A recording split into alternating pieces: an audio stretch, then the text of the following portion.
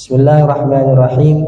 Assalamualaikum warahmatullahi ta'ala wabarakatuh.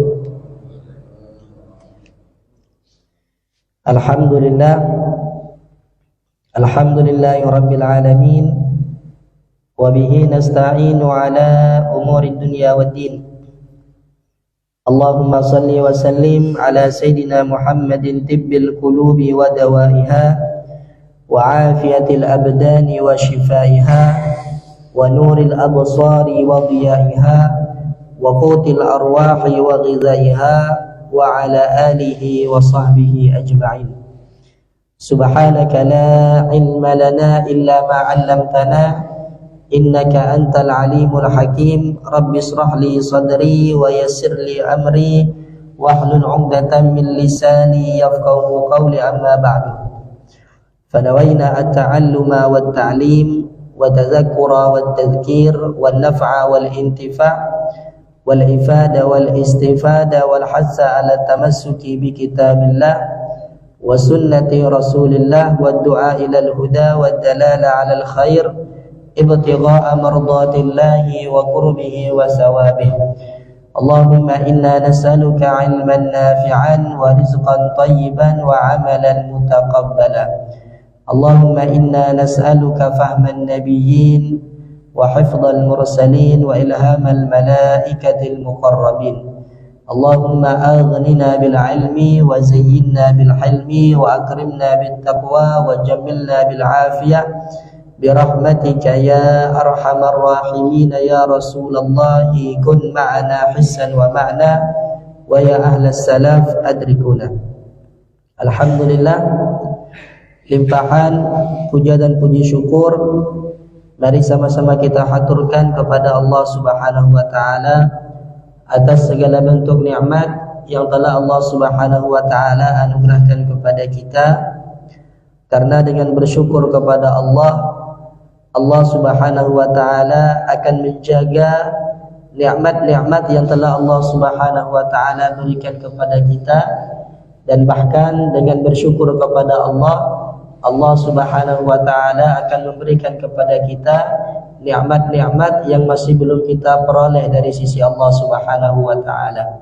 Dan dengan ingkar dan tidak bersyukur akan nikmat Allah, Allah Subhanahu wa taala menjanjikan kepada kita, mengancam kepada kita dengan memberikan azab yang sangat pedih.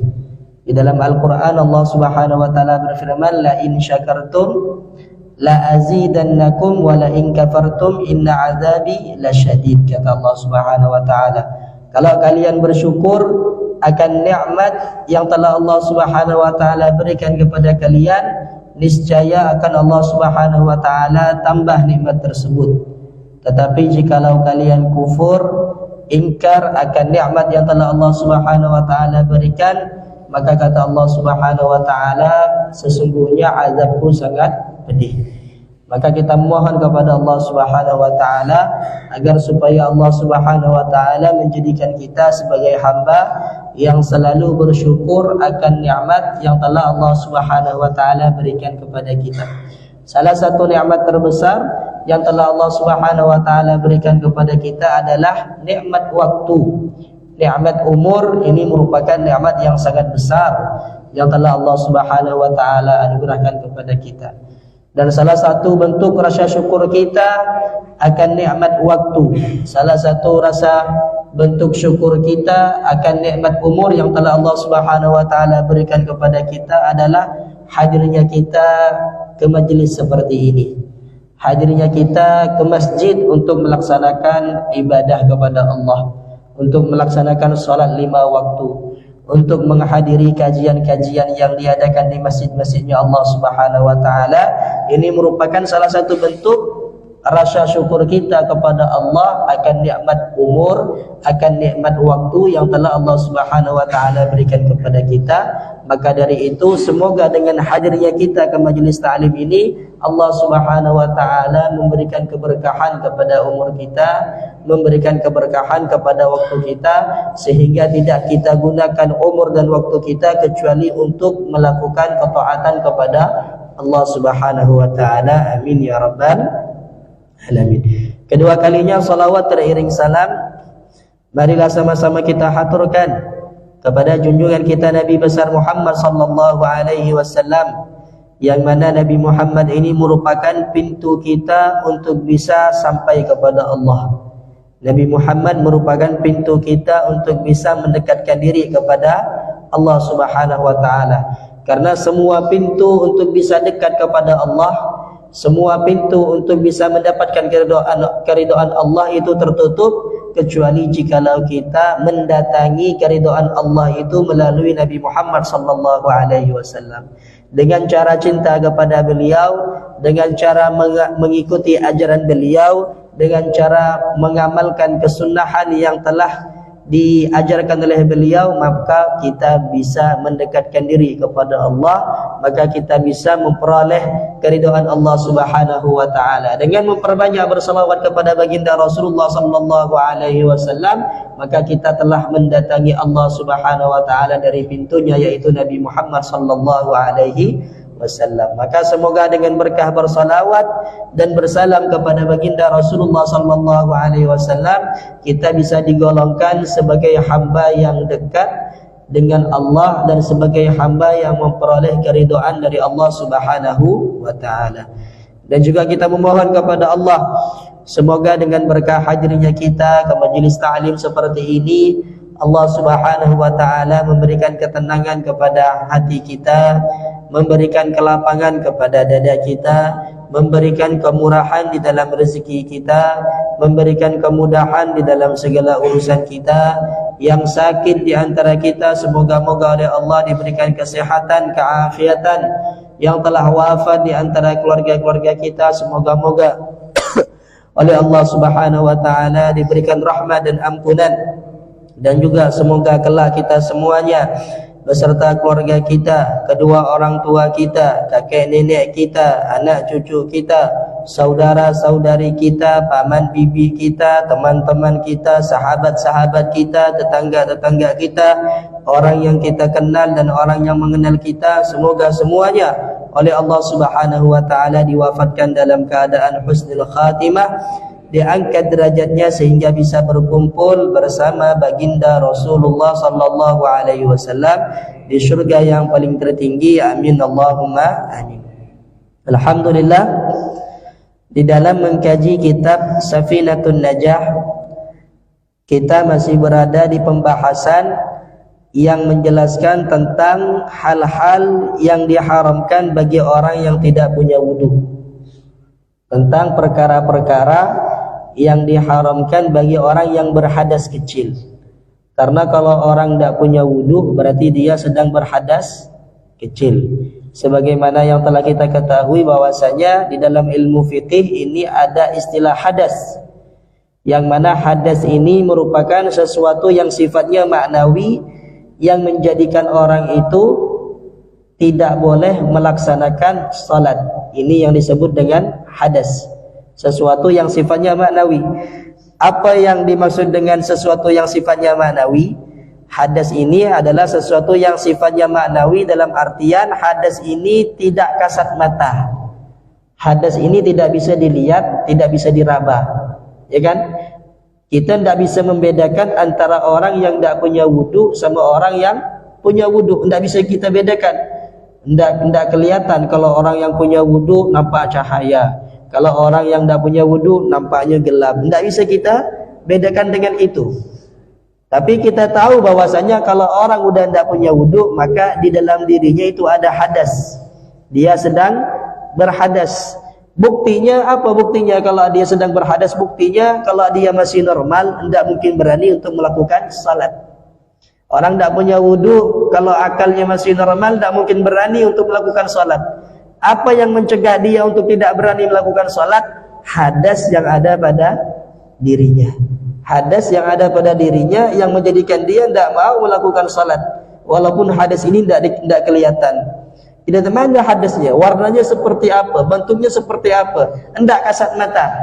Tidak kasat mata. Tapi kita bisa merasakan orang yang tidak punya wudu, orang yang tidak punya wudu dan dia sadar kalau dia tidak punya wudu, maka dia tahu bahwasanya dia sedang berhadas dan dia tidak boleh melakukan ibadah salat, ibadah menyentuh menyentuh Al-Quran atau membawa Al-Quran, ibadah tawaf dan lain sebagainya. Nah, maka yang dikatakan hadas ini adalah sesuatu yang sifatnya maknawi, yang mencegah kepada sahnya salat, dan hadas ini ada dua, ada hadas kecil dan ada hadas besar. Kalau hadas kecil itu adalah sesuatu yang mewajibkan kepada wudu, kalau hadas besar adalah sesuatu yang mewajibkan kepada mandi. Nah, sekarang yang mau kita bahas adalah perkara-perkara yang diharamkan bagi orang yang berhadas kecil. Dalam artian perkara-perkara yang diharamkan bagi orang yang tidak punya wudu. Dan ini sudah kita bahas pada pertemuan sebelumnya. Sebagaimana yang telah dikatakan oleh Syekh Salim bin Sumer Al-Hadrami di dalam kitab beliau Safinatun Najah, beliau mengatakan man intaqadha wudu'uhu haruma alaihi arba'atu asya, as-salatu wat-tawafu wa mashul mushafi wa hamluhu. Orang yang wudunya batal maka haram baginya ini 4 perkara. Yang pertama adalah salat, yang kedua adalah tawaf, yang ketiga adalah mushaf, menyentuh mushaf, yang keempat adalah membawa mushaf. Ini perkara yang diharamkan bagi orang yang tidak punya wudu. Dan alhamdulillah pada pertemuan sebelumnya kita telah membahas tentang keharaman salat, keharaman tawaf, keharaman menyentuh mushaf bagi orang yang tidak punya wudu. Nomor 1, nomor 2, nomor 3 sudah kita bahas pada pertemuan sebelumnya. Nah, dan insyaAllah pada pertemuan kali ini kita akan membahas keharaman yang nomor 4. Apa itu keharaman yang nomor 4? Membawa mushaf. Kalau yang nomor 3 menyentuh mushaf. Kalau nomor 4 ini membawa mushaf, ya kan? Membawa mushaf ini juga termasuk perkara yang diharamkan bagi orang yang tidak punya wudu. Kenapa kok kita di sini memakai bahasa mushaf? Kok tidak memakai bahasa Al-Quran? Kenapa kok kita memakai bahasa mushaf? Kok tidak pakai bahasa Al-Quran? Yang disebut dengan mushaf itu apa? Kalau secara bahasa yang disebut dengan mushaf ini adalah lembaran-lembaran. Kalau Al-Quran ini berbentuk kitab. Nah, karena mengapa kok di sini ulama pakai bahasa mushaf? Kok enggak bilang menyentuh Al-Quran dan membawa Al-Quran? Kok pakai menyentuh mushaf dan membawa mushaf? Apakah ada perbedaan ataukah sama antara Al-Quran dengan mushaf, hanya berbeda dari segi nama? Kalau mushaf ini lebih umum daripada Al-Quran. Karena kalau Al-Quran itu dari An-Nas, dari Al-Fatihah sampai An-Nas itu baru disebut dengan Al-Quran. Kalau mushaf ini tidak mesti dari An-Nas. Setengah ayat pun juga bisa dikatakan mushaf.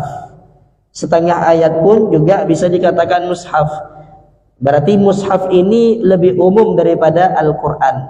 Ungkapan dengan mengatakan mushaf lebih umum dengan ungkapan dengan mengatakan Al-Quran. Nah, karena sebagaimana yang telah dikatakan oleh ulama, yang dikatakan mushaf ini adalah sesuatu yang ditulis pada sesuatu tersebut ayat Al-Quran, walaupun hanya 1 ataupun setengah ayat.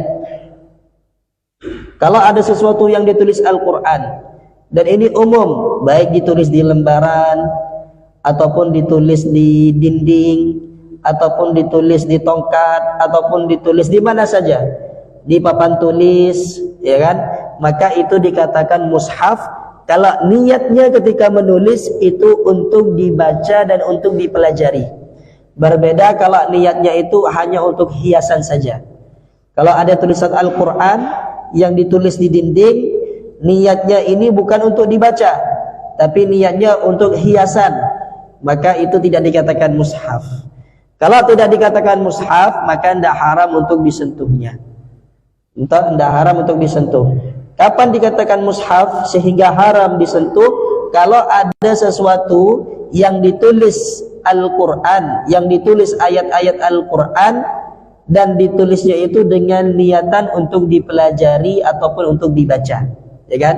Seperti biasanya guru itu kalau ngajar pakai papan tulis, ditulisnya ayat Al-Quran misalnya untuk dipelajari, maka ketika itu papan tulisnya menjadi haram untuk disentuh kalau tidak punya wudu. Karena mengapa? Karena itu dikatakan mushaf, bukan Al-Quran.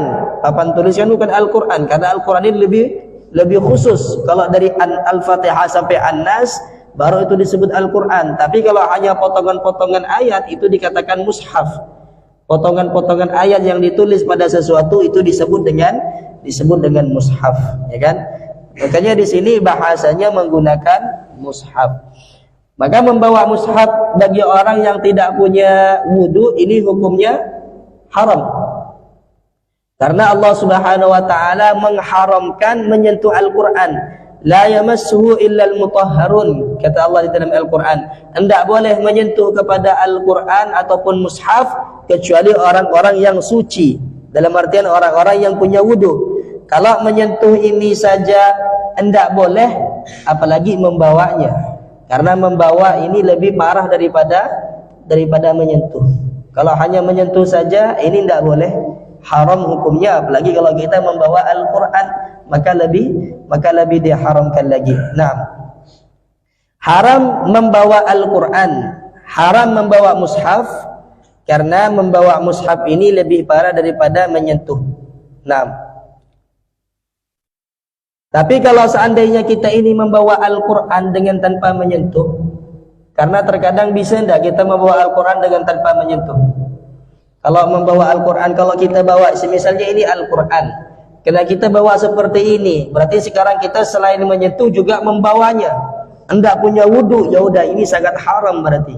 Karena di situ kita telah melakukan dua perkara yang diharamkan bagi orang yang tidak punya wudu. Yang pertama membawa Al-Quran, yang kedua menyentuh Al-Quran.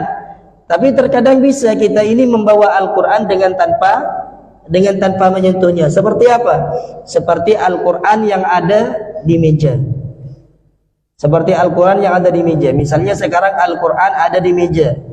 Yang kita bawa apa? Meja yang di atasnya ada Al-Quran. Maka yang seperti ini kita juga dianggap membawa Al-Quran. Apa hukumnya?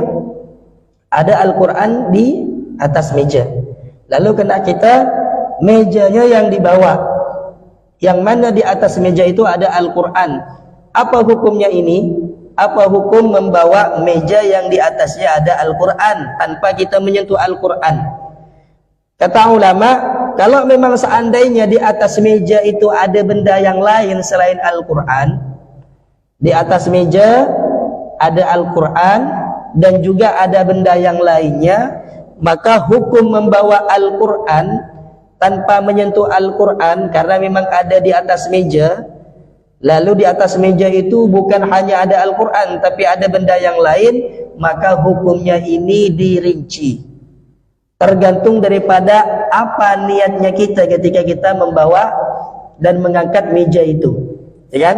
Dirinci menjadi 4 rincian, kata ulama. Misalnya, ya contohnya seperti ini. Sekarang misalnya ini Al-Quran, lalu di sini ada tape, ataupun ada tape, ataupun ada pulpen, ataupun ada sesuatu yang lain. Pokoknya bukan hanya Al-Quran, ada sesuatu yang lain. Sekarang kena kita mau dipindahkan ini, mau dipindahkan mejanya, di atasnya ada Al-Quran. Maka kata ulama, hukumnya yang pertama, kalau seandainya ketika kita ini mengangkat meja, niat kita ini adalah ingin mengangkat Al-Quran, niat kita mengangkat Al-Quran, cuman yang kita angkat mejanya ini, ingin memindahkan Al-Quran yang ada di atas meja, cuman dengan tanpa menyentuhnya kita bawa mejanya. Kalau niatnya hanya ingin membawa Al-Quran, maka itu hukumnya haram. Hukumnya haram. Paham tak Pak? Ya kan? Ada Al-Quran, ada tape sekarang. Selain ada Al-Quran, ada tape. Karena kita dibawa. Niat kita apa? Niat kita ingin memindahkan Al-Quran ini. cuman dengan tanpa menyentuhnya, tapi kena kita dibawa mejanya sekaligus kita bawa, maka kalau niatnya hanya ingin memindahkan Al-Quran, ini hukumnya haram. Ini hukumnya haram yang pertama. Yang kedua, kalau niatnya kita ini ingin memindahkan barang, bukan Al-Quran, tapi kebetulan Al-Qurannya itu ada di atas meja, di atas satu meja dengan barang, ya kan? Sekarang kita ingin memindahkan tab ini, mau dipindahkan ke suatu tempat yang mana tabnya ini ada di atas meja. Karena kita dibawa sama meja-mejanya, kebetulan di atas mejanya itu ada Al-Quran. Niatnya kita bukan ingin membawa Al-Qurannya, tapi ingin membawa mejanya. Maka yang seperti ini tidak apa-apa, tidak haram. Tidak haram. Ini yang kedua. Yang ketiga, jika berniat ingin membawa keduanya, berniat ingin membawa keduanya, membawa Al-Quran dan membawa barang yang lain, maka di sini terjadi khilaf antara ulama. Ada perbedaan pendapat antara ulama. Imam Ibnu Ramli beliau memperbolehkan, dan Imam Ibnu Hajar beliau tidak memperbolehkan, ya kan? Dan Imam Ibnu Ramli sama Imam Ibnu Hajar ini pendapatnya sama-sama kuat. Tidak masalah kita mau ngikut pendapatnya Imam Ramli yang mengatakan boleh, tidak apa-apa. Kita mau ikut pendapatnya Imam Ibnu Hajar yang mengatakan tidak boleh juga, tidak apa-apa. Nah, ya kan? Dalam artian kalau seandainya sekarang misalnya ini Al-Quran dan ini tab, lalu kena kita mejanya ini diangkat, niatnya apa? Ingin membawa Al-Quran dan apa? Ingin membawa Al-Quran, tab, dan sekaligus mejanya mau disimpan di belakang misalnya. Hendak punya wudhu, maka kata Imam Ibnu Ramli ini tidak masalah, tidak apa-apa, ya kan? Tidak apa-apa. Sekarang kalau seandainya kita ini tidak niat membawa keduanya, tidak niat membawa kedua-duanya, hanya ingin memindahkan mejanya saja misalnya, tidak niat membawa Al-Quran atau tidak niat membawa tab, maka di sini juga ada khilaf antara dua imam itu tadi. Kata Imam Ibnu Ramli tidak apa-apa, kata Imam Ibnu Hajar itu tidak boleh, itu tidak boleh. Nah, maka menurut Imam Ibnu Hajar ini bolehnya cuma dalam satu keadaan saja. Bolehnya dalam satu keadaan saja. Kapan? Kalau apa? Kalau dia itu membawa meja ini dengan niatan ingin membawa tab ini, bukan membawa Al-Quran. Kalau menurut Imam Ibnu Ramli, yang boleh itu tiga keadaan. Ketika ingin membawa tab boleh, ketika ingin membawa kedua-duanya boleh, ketika tidak ingin membawa kedua-duanya pun juga boleh. Yang sepakat haram kalau kita mengangkat meja ini niat kita ingin memindahkan Al-Quran yang ada di dalamnya, yang ada di atasnya, maka ini sama-sama Imam Ibnu Ramli mengatakan haram, Imam Ibnu Hajar pun juga mengatakan haram. Nah, maka ini merupakan penjelasan daripada keharaman membawa mushaf. Jadi perkara yang diharamkan bagi orang yang tidak punya wudu, yang pertama adalah salat, yang kedua adalah tawaf, yang ketiga adalah menyentuh mushaf, dan yang keempat adalah membawa mushaf. Dan rincian hukumnya barusan telah kita bahas. Kalau kita membawa mushaf dengan cara menyentuh seperti ini, udah jelas keharamannya. Tapi sekarang kalau kita menyentuh mushaf, membawa mushaf dengan apa?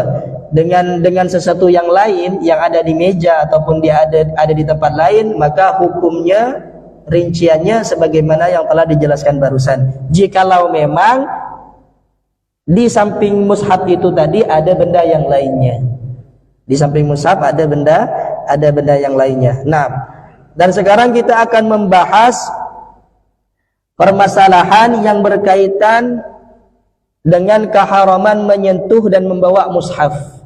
Ada beberapa permasalahan. Yang pertama, kata ulama, anak kecil yang sudah mumayyiz. Ada anak kecil yang sudah mumayyiz. Karena anak kecil ini terbagi menjadi dua. Ada anak kecil yang sudah mumayyiz, ada anak kecil yang belum mumayyiz. Kapan anak kecil itu bisa dikatakan mumayyiz? Kalau dia udah bisa makan sendiri, minum sendiri, cebok sendiri, diajak bicara udah nyambung, maka itu dikatakan mumayyiz walaupun belum baligh. Ya kan, terkadang anak umur 7 tahun udah bisa, udah nyambung kita ajak ngomong. Umur 8 tahun udah nyambung kita ajak ngomong, maka itu sudah mumayyiz. Tapi kalau makannya masih disuapin misalnya, minumnya masih diambilin, diajak bicara enggak nyambung, maka itu masih belum mumayyiz. Nah, ini khusus untuk anak yang masih belum baligh, tapi dia sudah mumayyiz.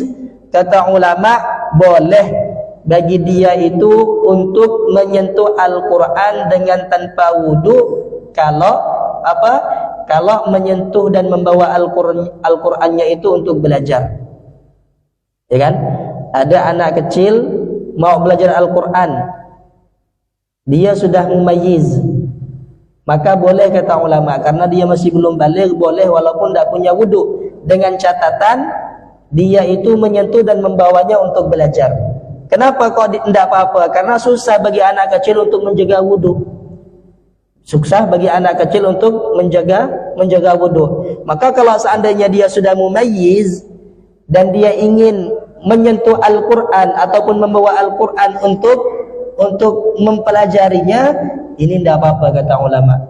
Tidak apa-apa bagi orang yang sudah baligh, bagi gurunya, bagi orang tuanya, untuk memperbolehkan anaknya ini menyentuh Al-Quran, membawa Al-Quran untuk dipelajari, itu tidak masalah. Tapi kalau hanya untuk membawa Al-Quran saja tanpa untuk dipelajari, ini hukumnya tidak boleh. Makanya biasanya dulu kita waktu belajar permasalahan ini pernah diberikan contoh oleh guru kita. Kata guru kita, misalnya ada Al-Quran di tempat ini, ada Al-Quran, kita tidak punya wudhu, kita kepengen Al-Quran yang ada di sana dipindahkan ke tempat ini. Gimana caranya? Kita tidak punya wudhu. Ada anak kecil sekarang yang sudah mumayyiz dan dia juga tidak punya wudhu. Caranya gampang. Kita bilang sama anak kecil itu, coba ambil Al-Quran yang di sana, datang ke saya. Ambil Al-Quran yang di sana, datang ke sini, baca surat Al-Fatihah. Baca surat Al-Fatihah ataupun surat yang lainnya yang mudah untuk dibaca. Kena kita kasih tahu kalau ada kesalahan sedikit, lalu kita bilang, dah simpan ke sana Al-Qurannya. Tidak masalah. Karena mengapa? Karena sekarang anak kecil yang sudah mumayyiz, dia membawa Al-Quran untuk dipelajari, maka hukumnya tidak masalah, lalu disimpan ke tempat yang lain. Tapi kalau kita langsung bilang, anak kecil, kau kan masih belum baligh nih, tidak punya dosa ke? Ya, Al-Quran tu ambil, simpan ke sana, tidak dipelajari duluan, maka yang nyuruh ini yang dosa. Yang nyuruh ini yang dosa. Makanya kalau seandainya kita kepengen memindahkan Al-Quran, kita tidak punya wudu, adanya anak kecil yang sudah mumayyiz, maka caranya supaya tidak haram, kita nyuruh dia ambil Al-Quran, kita ajarkan sedikit, baru kita suruh simpan ke tempat yang lain, seperti itu. Maka kata ulama, yang pertama permasalahan yang berkaitan dengan keharaman menyentuh dan membawa Al-Quran adalah, yang pertama, kalau anak kecil yang sudah mumayyiz, yang masih belum baligh, boleh bagi dia menyentuh ataupun membawa Al-Quran jikalau bertujuan untuk mengajinya, mengkajinya dan mempelajarinya. Nah, tapi kalau untuk anak yang belum mumayyiz, tidak boleh. Kalau anak yang masih belum mumayyiz, tidak boleh, walaupun untuk belajar menyentuh Al-Quran, membawa Al-Quran, bagi mereka tidak boleh, karena itu bisa bisa menyebabkan Al-Quran itu terhina nanti, karena dia masih belum mumayyiz, karena dia nanti dilemparlah, dimainkan, dilakukan sesuatu yang tidak pantas pada Al-Quran. Nah, itu permasalahan yang pertama. Yang kedua, masalah kulit Al-Quran. Masalah kulit Al-Quran yang terlepas, ini sudah kita bahas pada pertemuan sebelumnya. Nah, tapi tidak apa-apa, kita ulang lagi. Kulit Al-Quran yang sudah terlepas, ini masih haram untuk kita sentuh dan untuk kita bawa. Biasanya ada Al-Quran yang kulitnya sudah terlepas. Apa hukumnya? Ini kan bukan Al-Quran, cuma ada tulisan Al-Quranul Karim, tidak ada tulis ayat, tidak ada ayat Al-Quran di sana. Apa hukumnya? Ya kan, baik kulit yang ada tulisannya ataupun kulit yang ada tulisannya. Ya kan? Apa hukumnya menyentuh kulit Al-Quran yang sudah terlepas dari Al-Qurannya? Kata ulama, hukumnya tetap haram. Kata ulama, hukumnya tetap haram. Kecuali kalau hubungan kulit itu dengan Al-Quran telah terputus. Kalau dia hanya lepas dari Al-Quran, itu hubungannya dengan Al-Quran masih belum terputus. Kapan bisa menjadi terputus hubungannya dengan Al-Quran? Kalau dia itu telah dijadikan kulit untuk kitab yang lain. Kalau telah dijadikan kulit untuk kitab yang lain, maka sekarang hubungannya sama Al-Quran udah terputus. Bukan kulit Al-Quran lagi, tapi kulit kitab yang dia itu dibikinkan kulit dari kitab yang lain. Ya kan? Misalnya ada kulit Al-Quran. Ketika terputus, kita tetap katakan ini kulit Al-Quran. Walaupun dia udah terpisah dari Al-Qur'annya, tapi tetap dikatakan kulit Al-Qur'an. Tapi sekarang kalau udah dibikin kulit untuk kitab yang lainnya, dibikin kulit untuk buku matematika misalnya, dibikin kulit untuk buku kitab Safinah, kitab Fathul Qarib, yang penting kitab selain Al-Qur'an. Maka sekarang kita katakan ini kulit buku matematika, ini kulit kitab Safinah, ini kulit kitab Fathul Qarib, bukan kulit Al-Quran lagi. Kalau udah hubungannya dengan Al-Quran terputus, maka sekarang udah ndak haram lagi. Ya kan? Tadi walaupun dia terputus dari Al-Quran, karena dia masih belum digunakan kulit kitab lain, kita tetap katakan dia kulit Al-Quran.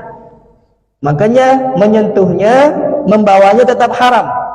Tapi ketika digunakan untuk kulit kitab lain, sekarang hubungannya dengan Al-Quran terlepas, dan dia terhubung dengan sesuatu yang lain, maka kemuliaannya pun juga terputus dari Al-Quran.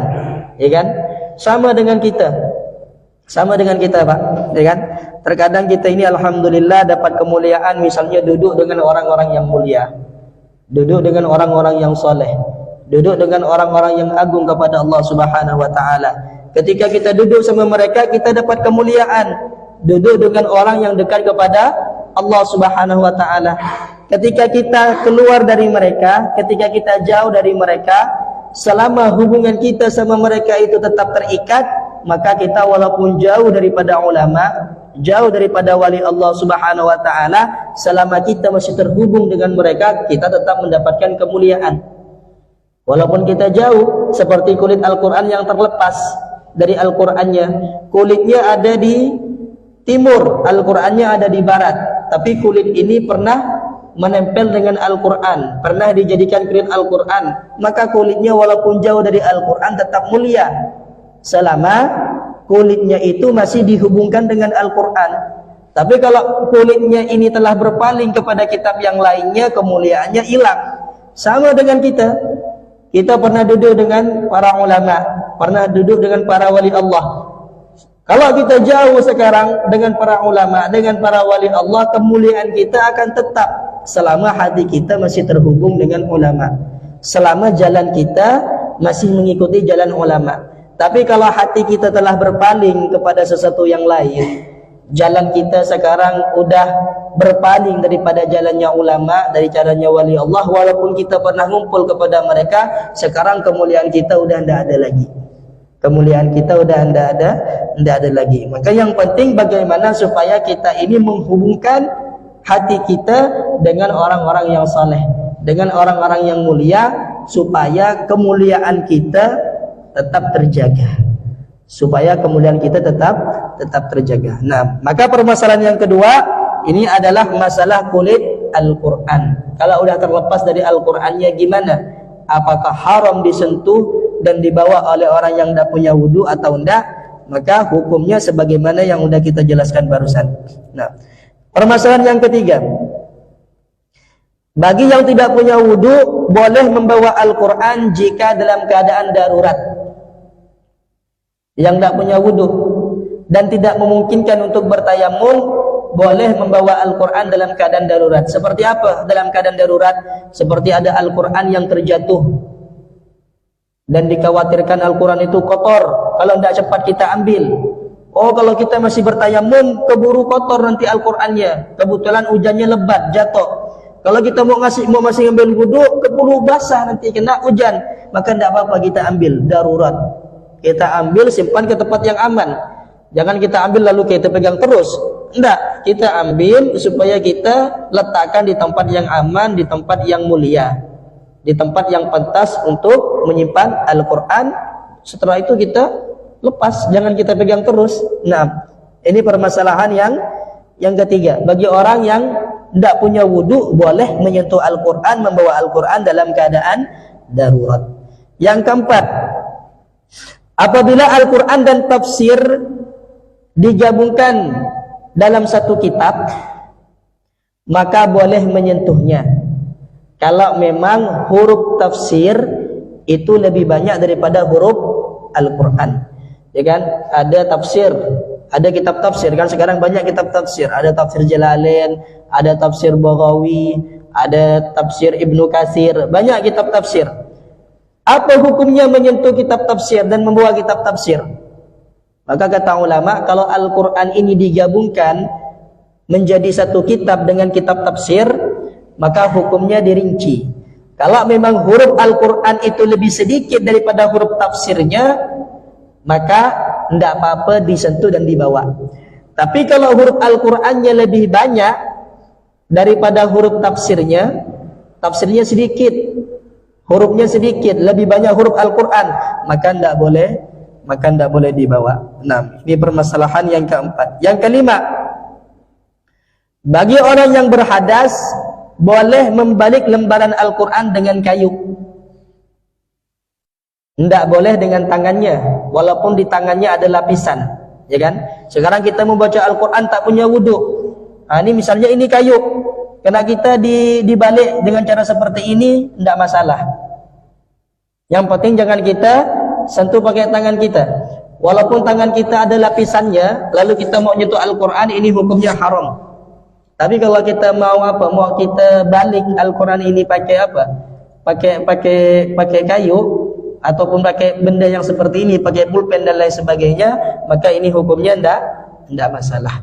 Maka kita memohon kepada Allah Subhanahu wa taala, semoga Allah Subhanahu wa taala menjauhkan kita dari perkara-perkara yang diharamkan oleh Allah Subhanahu wa taala, dan semoga Allah Subhanahu wa taala memberikan kemudahan kepada kita untuk bisa mengamalkan ilmu agamanya, memahami dan mengamalkan ilmu agamanya, dan semoga kita tergolong daripada hamba-hamba Allah yang memperoleh keridhaan dan kecintaan di sisi Allah, dan semoga kita diwafatkan oleh Allah dalam keadaan husnul khatimah, menjadikan akhir kalimat yang keluar dari lisan kita ketika ajal menjemput adalah la ilaha illallah Muhammad Rasulullah sallallahu alaihi wasallam. Ala hadhihi niyyah wa ala kulli niyatin salihah wa ala man wa salafun salih wa ala man aqtab zaman wa ala man wa syekhul Habib Umar wa ma'alim Allah Subhanahu wa taala min niyatin salihah al-musila ila ridwanillah wal murafaqa bi Rasulillah sallallahu alaihi wasallam zahiran wa batinan fi khairin wa lutfin wa afiyah wa ila hadratin Nabi Muhammad sallallahu alaihi wasallam. Al-Fatihah. A'udzu billahi minasyaitonir rajim. Bismillahirrahmanirrahim. Alhamdulillahirabbil alamin. Arrahmanir rahim. Maliki yaumiddin. Iyyaka na'budu wa iyyaka nasta'in. Ihdinas siratal mustaqim. Shiratal ladzina an'amta 'alaihim ghairil maghdubi